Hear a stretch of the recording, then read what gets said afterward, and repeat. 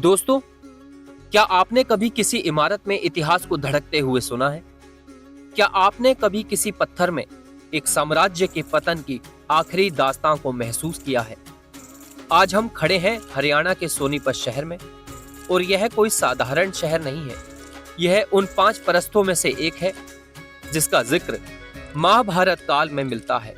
लेकिन आज हम यहाँ इस आधुनिक शहर के बीचों बीच लगभग 500 साल पुरानी एक खामोश गवाही के सामने खड़े हैं। आखिर कौन थे यह ख्वाजा खिज्र, और क्यों उनकी याद में यह एक मकबरा बनवाया गया? वह कोई राजा या सम्राट नहीं थे, वह दरिया खान सरवानी के पुत्र थे और एक प्रभावशाली सूफी संत और दरबारी थे।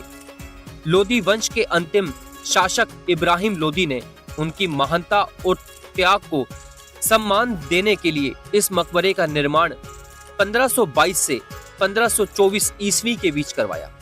ये मकबरा सिर्फ कब्र नहीं है, ये एक ऐतिहासिक पुल है, एक ऐसी कृति जो एक डूबते हुए साम्राज्य के सम्मान और एक नई वास्तुकला के जन्म की साक्षी बनी। यह मकबरा हमें याद दिलाता है कि इतिहास केवल राजाओं और युद्धों का लेखा जोखा नहीं है। इतिहास उस कारीगर की मेहनत, उस संत की शांति और उस दौर की वास्तुकला की अमन गाथा है। आज भी हर साल हजारों लोग यहाँ पर आते हैं, कोई मन्नत लेकर, कोई सुकून की तलाश में और कोई इतिहास जानने के लिए। कहते हैं इमारतें पुरानी होती हैं लेकिन आस्था नहीं, और ख्वाजा खिज्र की यह दरगाह इसी आस्था का जीता जागता प्रमाण है, जहाँ उम्मीद जिंदा रहती है और हर दिल को मिलता है एक नया सहारा। यह सिर्फ एक दरगाह नहीं है, यह इतिहास है, वो भी पूरे 500 साल पुराना।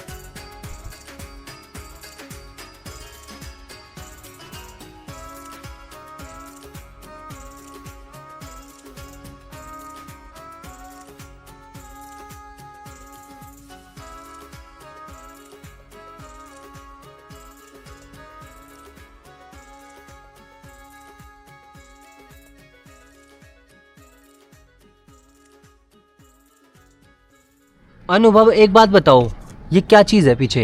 ये राजा रानी का मकबरा है। राजा रानी का मकबरा कैसे हो सकता है? ये